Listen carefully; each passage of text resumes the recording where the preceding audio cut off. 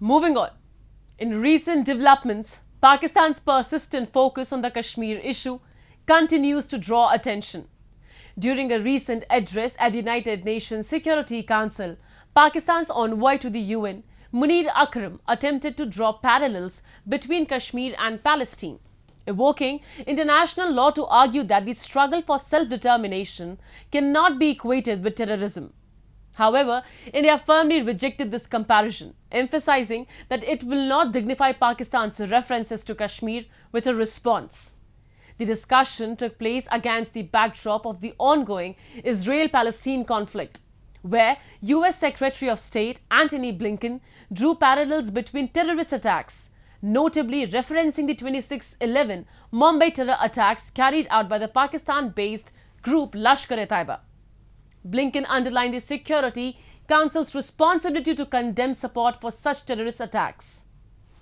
Let's delve into the details in our next report. Pakistan's long-standing fixation on Kashmir doesn't appear to be waning anytime soon, as Islamabad continues to bring up the Kashmir issue in the United Nations Security Council. Recently, Munir Akram, Pakistan's representative to the UN, attempted to draw comparisons between Kashmir and Palestine during his UNSC address. In his speech, the Pakistani diplomat sought to draw parallels between the freedom struggle of the Palestinian people and the issue of terrorism in Kashmir.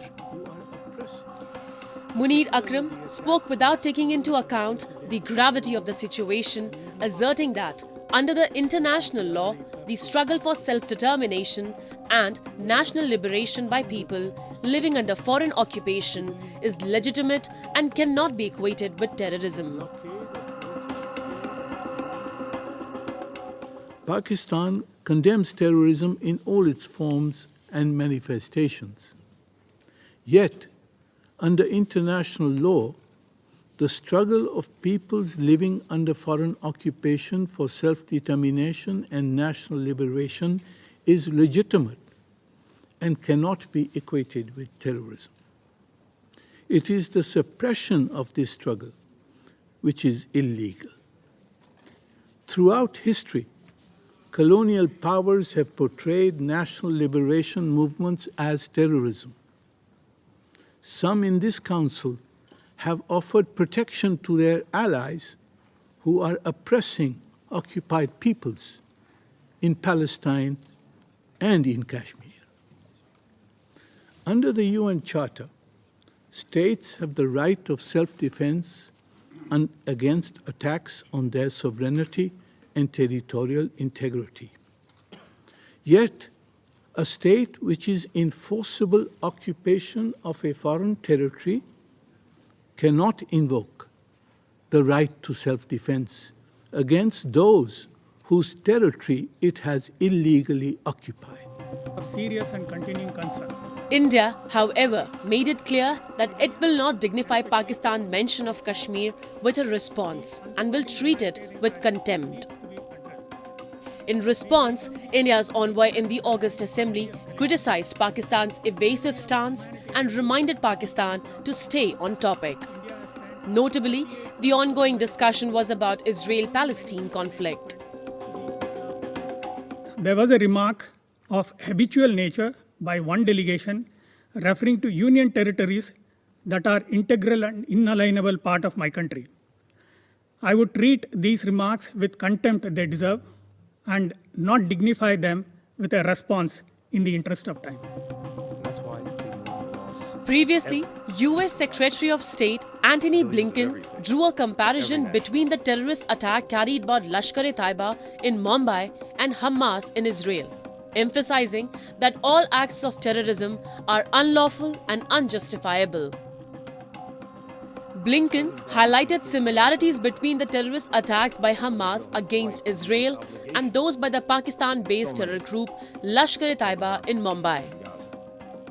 He emphasized the Security Council's duty to condemn member states that provide support in terms of arming, financing and training to Hamas or any other terrorist group involved in such heinous attacks.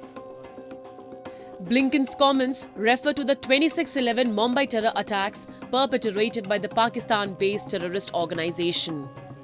These attacks occurred in 2008 and resulted in the tragic loss of 166 lives, including 6 Americans.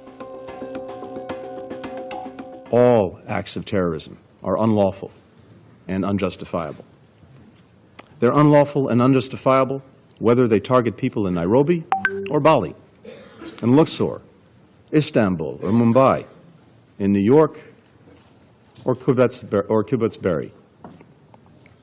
They're unlawful and unjustifiable whether they're carried out by ISIS, by Boko Haram, by Al-Shabaab, by Lashkar-e-Taiba, or by Hamas. They're unlawful and unjustifiable whether victims are targeted for their faith, their ethnicity, their nationality, or any other reason. Many view Pakistan's persistent efforts to raise the Kashmir issue at the UN as an attempt to divert attention from its own domestic challenges. Pakistan is currently grappling with a severe economic crisis and is also struggling to address the impact of the Taliban's takeover of Afghanistan. It's crucial for Pakistan to cease using the UN platform to propagate falsehoods about Kashmir. And verifiable action